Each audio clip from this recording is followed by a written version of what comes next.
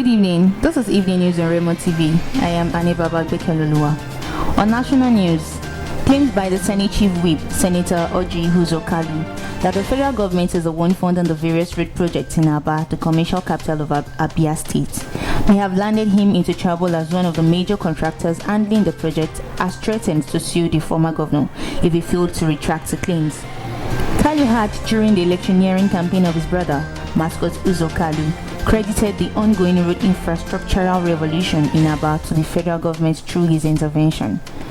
But irked by the claim, the managing director of Eklund Integrated Services, the contractor that handled the Osusu Road project, Uzoma Onoha, threatened to sue Kalu for claiming that the road delivered by him was done by the Niger Delta Development Commission, NDDC. Mr. Onoha, who spoke to newsmen in Aba, described the claims as willful deceit and challenged Kalu to back up his claim with evidence or brace up for legal battle. Still on national news, I've never felt so bad at being proven right as I am by the report from Bloomberg Business on Saturday, March 27, 2021, that Nigeria is to emerge as a nation with the highest unemployment rate on earth at just over 33%. We warned about this, but repeated warnings by myself and other patriots were scorned. And nowadays, how did Nigeria get here? We got here by abandoning the people-centered leadership and free trade and deregulatory policies of the past 100 years, which saw us maintain as almost single-digit unemployment rate, and implementing the credit command and control policies that have led to the massive capital flight from Nigeria. What this government must realize is that the unprecedented insecurity Nigeria is facing is the result of youth unemployment.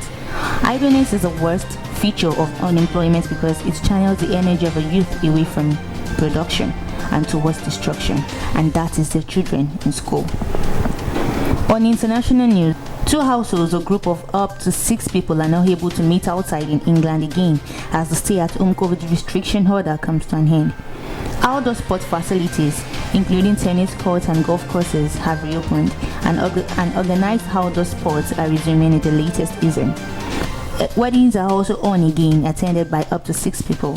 But Boris Johnson has urged caution, saying cases are up in Europe and variants threaten the vaccine rollout. Despite this easement, everyone must continue to stick to the rules. Remember hands, face, space, and come forward for a vaccine when called, the Prime Minister said. Players at Eastbourne Netball Club told the BBC they were excited to get back on the court after only few sessions of virtual netball during lockdown. It's our social interaction as well as our physical well-being, Samantha, head coach, told Radio 4's Today program. On sports news, Real Madrid defender Marcelo faces a fine for breaking the travel restrictions currently in place to halt the spread of COVID-19. This was decided after the Valencian regional government confirmed it had started investigating him on Monday. The confirmation came shortly after the player posted a photo of himself and his family at the Malvarosa beach in Valencia on social media. The current travel restrictions mean it is prohibited for a resident in the Madrid to leave the Comunidad de Madrid. All entry in the Comunidad Valenciana from the other parts of Spain is also forbidden.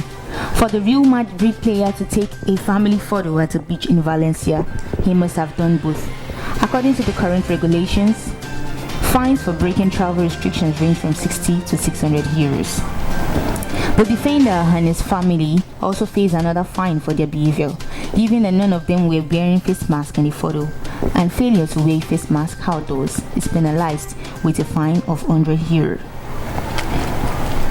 Lastly, on entertainment news, quite a number of people, Christians particularly, on social media have taken to the comment section of popular celebrity stylist and fashion entrepreneur Toyin Lawani to hear their displeasure over a racing non-outfit she donned to a movie premiere recently. On Sunday, March 28th, Nigerian actress and movie producer Toyin Abraham premiered her last movie, The Prophetess, and had a theme for guests to dress like church workers. The celebrity stylist chose to dress as a nun. However, her nun outfit was nothing compared to what an actual nun will wear, as hers had high slits that stemmed up to her privates. A handful of her Christian followers felt offended by her fashion statement and expressed their displeasure.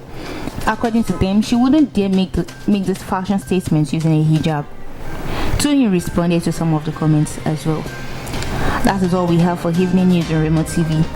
You can follow us on every of our social media handles on Facebook, Instagram, YouTube, and Twitter at Official Remo TV. You can also check us on our website at www.remotv.com.ng. I remain Anibaba Bekelolua. Good night.